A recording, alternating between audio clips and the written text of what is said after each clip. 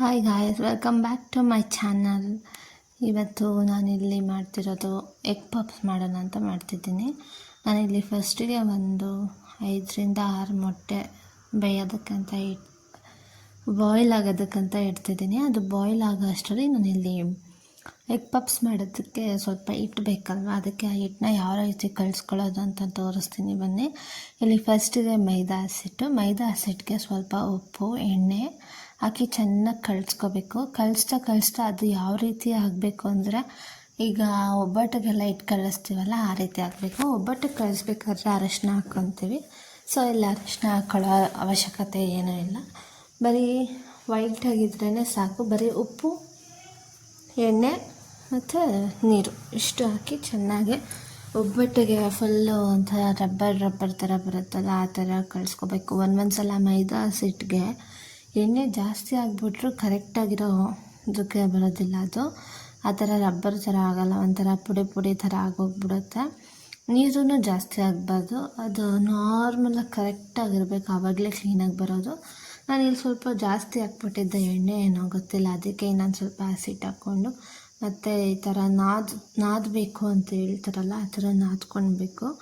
ಆ ಥರ ನಾದಿದಾದ್ಮೇಲೆ ಹಿಟ್ಟು ಸಾಫ್ಟಾಗಿ ಬರುತ್ತೆ. ಅದನ್ನು ಒಂದು ಸ್ವಲ್ಪ ಸಾಫ್ಟ್ ಆಗಲಿ ಅಂತ ಪ್ಲೇಟ್ ಮುಚ್ಚಿ ಅದನ್ನು ಒಂದು ಸ್ವಲ್ಪ ಹೊತ್ತು ಬಿಟ್ಬಿಡಿ. ಅದಾದಮೇಲೆ ನಾವು ಎಗ್ ಪಪ್ಸ್ ಒಳಗಡೆ ಏನು ಹಾಕ್ತಾರೆ ಸ್ಟಫಿಂಗು, ಅದಕ್ಕೆ ರೆಡಿ ಮಾಡ್ಕೊಳ್ಳೋಣ. ಅದಕ್ಕೆ ಏನೇನು ಬೇಕು ಅಂದರೆ, ಫಸ್ಟು ಈರುಳ್ಳಿ ಕಟ್ ಮಾಡ್ಕೊಳ್ಳಿ. ಇಲ್ಲಿ ನಾನು ಟೊಮೆಟೊ ಹಾಕ್ತಿಲ್ಲ, ನಿಮಗೆ ಟೊಮೆಟೊ ಬೇಕಂದರೆ ಟೊಮೆಟೊ ಹಾಕ್ಕೊಳ್ಳಿ, ಚಿಲ್ಲಿ ಬೇಕಂದ್ರೆ ಗ್ರೀನ್ ಚಿಲ್ಲಿ ಹಾಕ್ಕೊಳ್ಳಿ. ನಾನು ಇಲ್ಲಿ ಖಾರದ ಪುಡಿನೇ ಯೂಸ್ ಮಾಡ್ತಿದ್ದೀನಿ. ಸೊ ಈಗ ಒಂದು ಪ್ಯಾನ್ಗೆ ಎಣ್ಣೆ ಹಾಕಿದ್ದಾದ್ಮೇಲೆ ಈರುಳ್ಳಿ ಹಾಕಿ ಅದು ಸ್ವಲ್ಪ ಗೋಲ್ಡನ್ ಬ್ರೌನ್ ಬರೋವರೆಗೂ ಈ ರೀತಿ ಫ್ರೈ ಮಾಡ್ಕೊಳ್ಬೇಕು. ಫ್ರೈ ಮಾಡ್ಕೊಂಡಿದ್ದಾದಮೇಲೆ ಇದಕ್ಕೆ ಸ್ವಲ್ಪ ಶುಂಠಿ ಬೆಳ್ಳುಳ್ಳಿ ಪೇಸ್ಟ್ ಹಾಕ್ಕೊಳ್ಳಿ. ನಾನು ಇಷ್ಟು ಹಾಕ್ಕೊತಿದ್ದೀನಿ, ನಿಮಗೆ ಎಷ್ಟು ಬೇಕೋ ಅಷ್ಟು ನೋಡಿ ಹಾಕ್ಕೊಂಡು ಅದನ್ನು ಹಸಿ ವಾಸನೆ ಹೋಗೋವರೆಗೂ ಚೆನ್ನಾಗಿ ಫ್ರೈ ಮಾಡ್ಕೊಳ್ಬೇಕು. ಅದು ಫ್ರೈ ಮಾಡ್ಕೊಂಡಿದ್ದಾದಮೇಲೆ ನೀವು ಟೊಮೆಟೊ ಹಾಕ್ತೀನಿ ಅಂದರೆ ಈ ಸಮಯದಲ್ಲಿ ನೀವು ಟೊಮೆಟೊ ಹಾಕ್ಕೋಬೋದು. ಟೊಮೆಟೊ ಹಾಕೋಲ್ಲ ಅಂದರೆ ಈ ರೀತಿ ಖಾರ, ಉಪ್ಪು, ಹಿಟ್ಟಿಗೂ ಉಪ್ಪು ಹಾಕಿರ್ತೀರ, ಮೊಟ್ಟೆಗೂ ಉಪ್ಪು ಹಾಕಿರ್ತೀರ, ಅದು ಬಾಯ್ಲ್ ಆಗಬೇಕಾದ್ರೆ ಸ್ವಲ್ಪ ನೋಡ್ಕೊಂಡು ಹಾಕ್ಕೊಳ್ಳಿ. ಮತ್ತು ಧನಿಯಾ ಪುಡಿ, ಕಸ್ತೂರಿ ಮೆಥಿ, ನಾನು ಇಷ್ಟೇ ಹಾಕಿದ್ದು.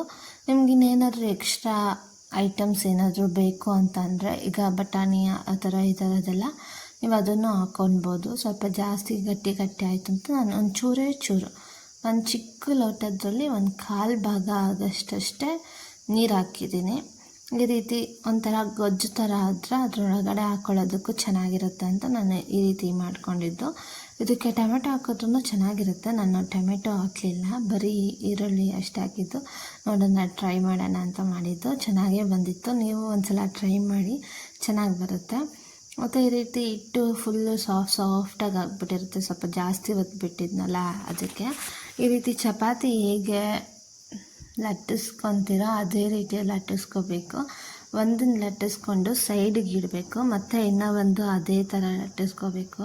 ಲಟ್ಟಿಸ್ಕೊಂಡಿದ್ದಾದಮೇಲೆ 2 ಸೈಡೂ ಅಂದರೆ ಎರಡಿಗೂ ಎಣ್ಣೆ ಹಾಕಿ ಮತ್ತು ಅದನ್ನು ಒಂದ್ರ ಮೇಲೆ ಒಂದು ಇಟ್ಟು ಮತ್ತೆ ಲಟ್ಟಿಸ್ಕೋಬೇಕು. ಇಲ್ಲಿ ನೋಡ್ತಾ ಇರ್ಬೋದು ಎಣ್ಣೆ ಎಲ್ಲ ಯಾವ ರೀತಿ ಬಂದಿದೆ ಅಂತ.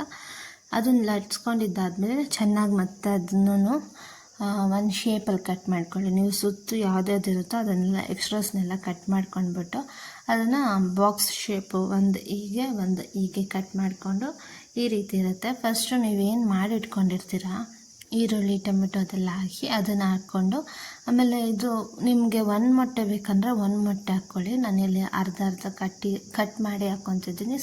ನನಗೆ 1 ಮೊಟ್ಟೆ ಹಾಕೋದು ಬೇಡ, ಯಾಕಂದರೆ 1 ಮೊಟ್ಟೆ ಹಾಕಿದ್ರೆ ಏನಾಗುತ್ತೆ ಅಂದರೆ ಮೊಟ್ಟೆ ಹಾಗಾಗೆ ಇರುತ್ತೆ, ಒಳಗಡೆ ಅದೆಲ್ಲ ಉಪ್ಪು ಖಾರ ಅದರದ್ದೆಲ್ಲ ಹೋಗಿರಲ್ಲ. ಅದಕ್ಕೋಸ್ಕರ ನಾನಿಲ್ಲಿ ಅರ್ಧ ಮೊಟ್ಟೆನ ಹಾಕ್ಕೊತಿದ್ದೀನಿ. ಈ ರೀತಿ ಹಾಕ್ಕೊಂಡಿದ್ದಾದ್ಮೇಲೆ ಮೊಟ್ಟೆ ಇಟ್ಟು ಈ ರೀತಿ 4 ಸೈಡಿಂದ ಈ ರೀತಿ ಕ್ಲೋಸ್ ಮಾಡ್ಕೊಳ್ಬೇಕು. ನೀವು 1 ಮೊಟ್ಟೆ ಹಾಕ್ಕೊಂಡ್ರೆ ಇನ್ನೂ ದೊಡ್ಡದಾಗಿ ಚೆನ್ನಾಗಿ ಬರುತ್ತೆ. ನಾನು ಈ ರೀತಿ ಹಾಕ್ಕೊತಿದ್ದೀನಿ.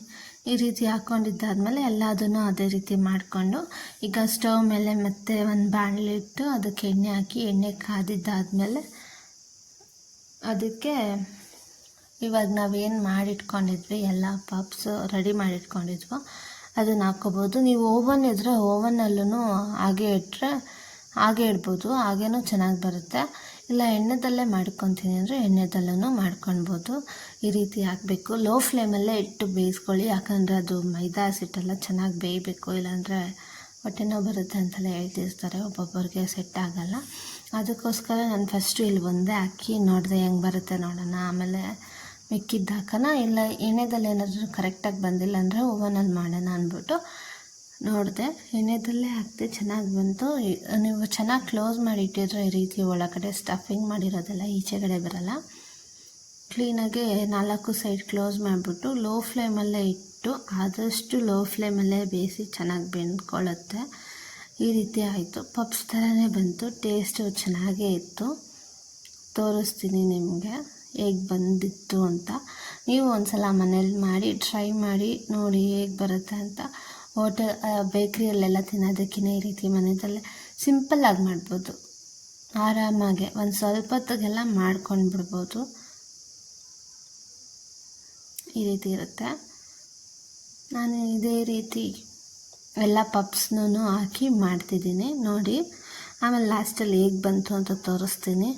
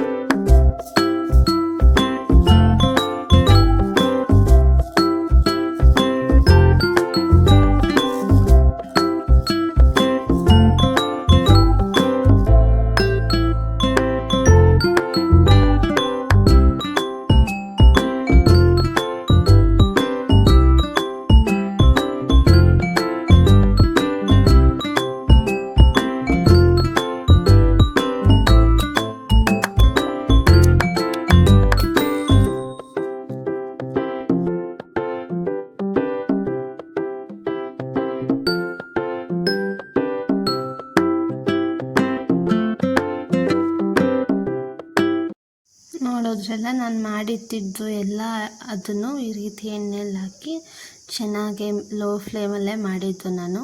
ಈ ರೀತಿ ಮಾಡಿಕೊಂಡು ತಿನ್ಬೋದು. ನಿಮಗೆ ಈ ವಿಡಿಯೋ ಇಷ್ಟ ಆಗಿದರೆ ಲೈಕ್ ಮಾಡಿ, ಶೇರ್ ಮಾಡಿ, ಸಬ್ಸ್ಕ್ರೈಬ್ ಮಾಡಿ. ಥ್ಯಾಂಕ್ ಯು ವಿಡಿಯೋ ನೋಡಿದ್ದಕ್ಕೆ. ಪ್ಲೀಸ್ ಸಬ್ಸ್ಕ್ರೈಬ್ ಮಾಡಿ. ಈ ರೀತಿ ಆಗಿತ್ತು ಎಗ್ ಪಪ್ಸ್. ಯಾವ ರೀತಿ ಬಂದಿತ್ತು ಅಂದರೆ ಈ ರೀತಿ ಆಗಿತ್ತು, ಚೆನ್ನಾಗೇ ಇತ್ತು. ನೀವು ಒಂದ್ಸಲ ಮನೇಲಿ ಟ್ರೈ ಮಾಡಿ ನೋಡಿ. ಥ್ಯಾಂಕ್ ಯು ವಿಡಿಯೋ ನೋಡಿದ್ದಕ್ಕೆ. ಪ್ಲೀಸ್ ಸಬ್ಸ್ಕ್ರೈಬ್ ಮಾಡಿ. ನಿಮಗೆ 1 ಎಗ್ ಬೇಕಂದರೆ 1 ಹಾಕ್ಕೋಬೋದು, ನಾನಿಲ್ಲಿ ಹಾಫ್ ಹಾಕಿದ್ದೀನಿ. ಬಾಯ್.